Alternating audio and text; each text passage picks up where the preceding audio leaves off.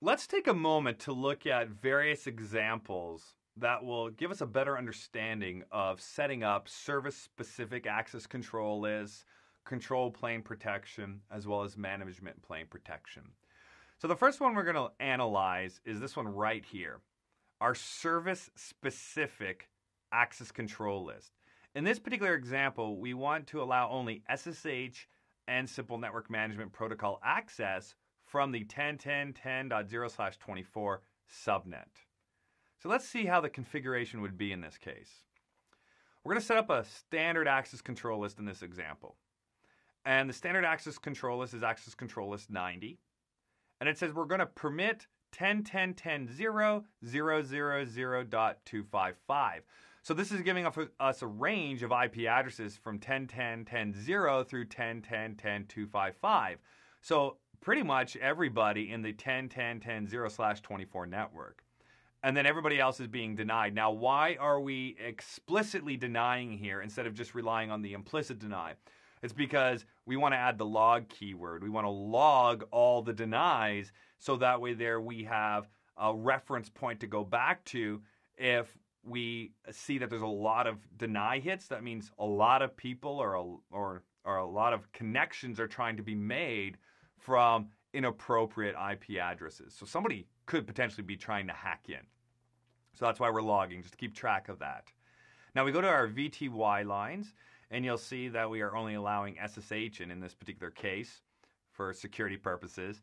But this is the key right here that we want to focus on for this service-specific ACL, the access class command. So access class 90 linking us up to this particular access control list and inbound. So only allow those devices that are making SSH connections from 10.10.10.0 through 10.10.10.255 to do so. If you're outside of that IP address range, then you're not allowed to access this device for management purposes via SSH. Now, when we look at our SNMP configuration, they're just using SNMP version 2C here. So we have SNMP server, the community string that's being utilized. It's a read-only community string, but our key for this discussion is right here. It's the access control list that's applied to the end of the command. This ACL says, hey, look at ACL 90 when a device is trying to access information from your management information base. So that network management server must be some server within this particular subnet, or it's not going to be allowed access. So that's our service-specific ACL for controlling, in this case, SSH access as well as SNMP access. The next example I want to look at is the control plane protection example.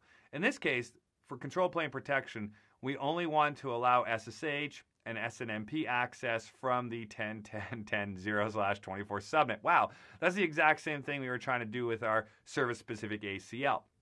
But remember here, what we're trying to do with control plane protection is control that flow of traffic. So it's not just about only allowing these two.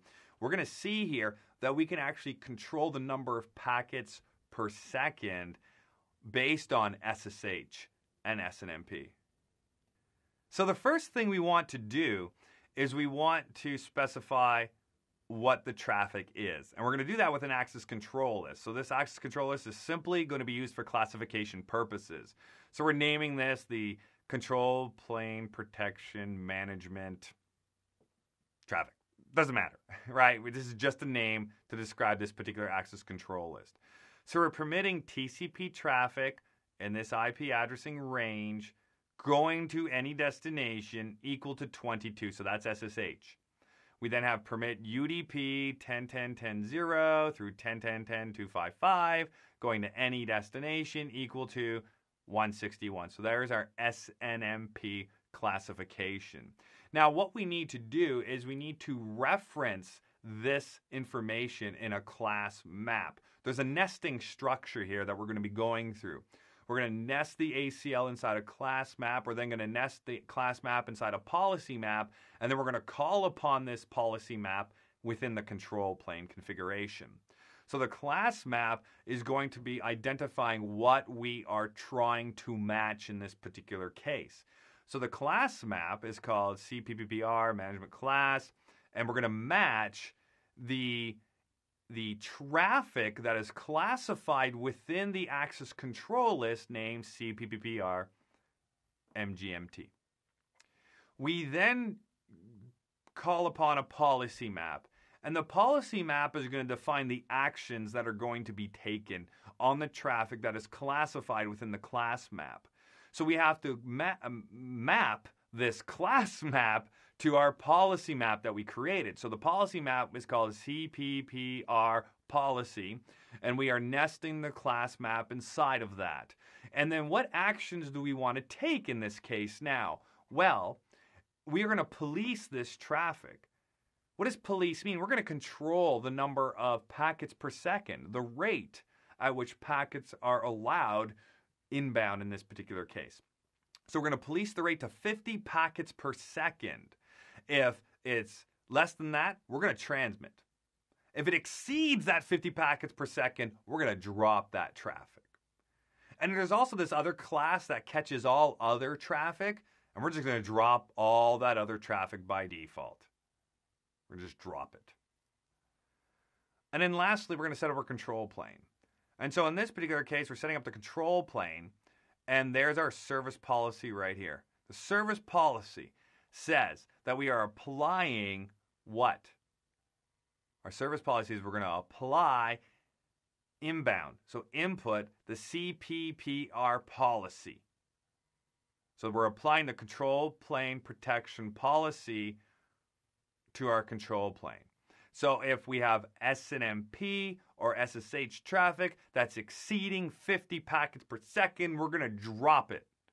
But if it conforms to the 50 packets per second or less, then we're going to be transmitting it, and we're going to be able to successfully analyze it and use it. So we're protecting our management plane, our control plane here from being overburdened right now.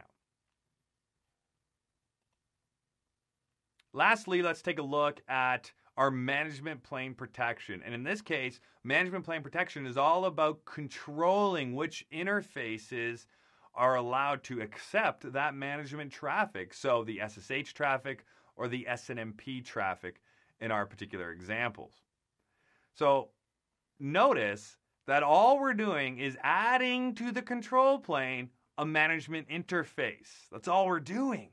And in this case, we're saying the management interface is gigabit Ethernet 0/0, and we're only going to allow inbound on that particular interface SSH traffic and SNMP traffic. The rest of the config is everything we saw with our control plane policing configuration, or control plane protection configuration. Down below, there's our management plane protection edition.